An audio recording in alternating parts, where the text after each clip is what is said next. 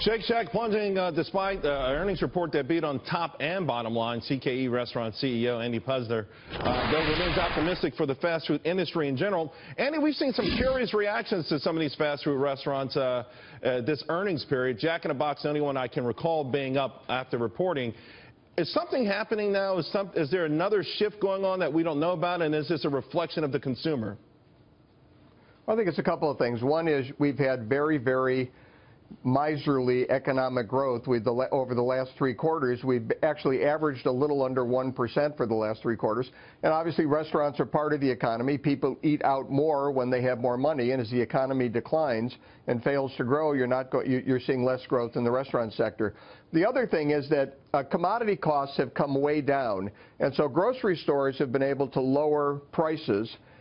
Restaurants have had a more difficult time lowering prices because while commodity prices are down, labor costs have gone way up due to different initiatives like the minimum wage increases regionally, like the Department of Labor now imposing extra overtime requirements for our employees. I mean, there are labor requirements, labor mandates that have increased our labor costs. So prices at restaurants have stayed pretty steady, but eating at home has kind of gone down. So I think both of those things have affected restaurant sales over the past couple of quarters.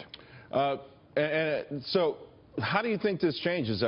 Because there are certain other areas of the economy. It feels like people are spending, for instance, on home improvement or buying new cars, stuff like that.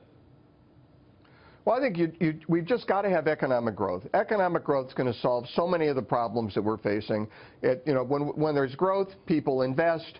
Businesses haven't been investing now for like 3 quarters. It's been declining, which means we have fewer jobs. So we've got employees competing with each other for low-paying jobs as opposed to employers competing for employees, which would drive wages up. We've got real wage stagnation, which causes people not to spend as much. So we really need economic growth plans, and I think what you're going to hear from Hillary Clinton today is more regulation, more laws, more government mandates to try and solve problems that were created because of poor economic growth, whereas Donald Trump's plan is actually to try and generate economic growth to solve those problems. So I think you're going to see a real contrast today, and I think that if we adopt Mr. Trump's economic policies, we're going to see businesses right back in the game and wages going up and people prospering. But you are resistant to $10 and certainly $15 minimum wage in this current atmosphere, economic atmosphere. Yeah, I'm okay with raising the minimum wage to the point where it kills jobs.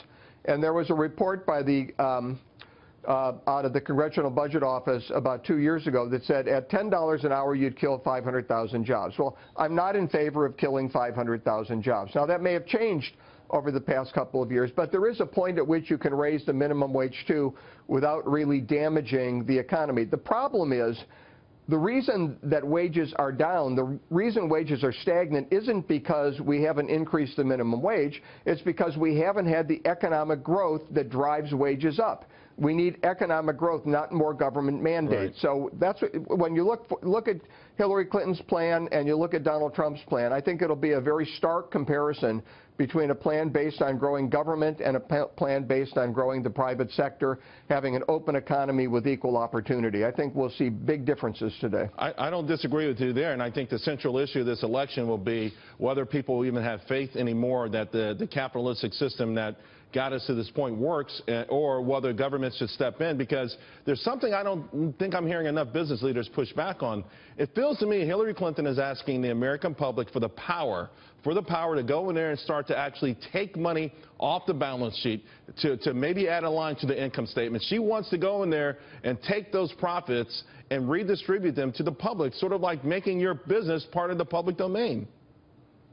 Exactly. She wants to raise taxes. She wants to punish corporations that try and reduce their taxes. She wants corporations to share more of the profits with employees. She wants to mandatorily increase wages and increase employee benefits. In other words, she wants to discourage investment and increase the cost of hiring people. That's not going to result in economic growth. And rather than a larger pie where everybody gets a bigger piece, with Hillary Clinton, you're going to have an ever-diminishing pie where people get smaller but more equal pieces. And, economic growth, look, the free enterprise system's the way to go. We don't need this closed economy with the government and politicians making these artificial decisions where they really don't understand how the economy works. We need to let the economy work and create some growth. I'm with you, Andy. I tell people all the time, the country with the smallest income inequality is North Korea.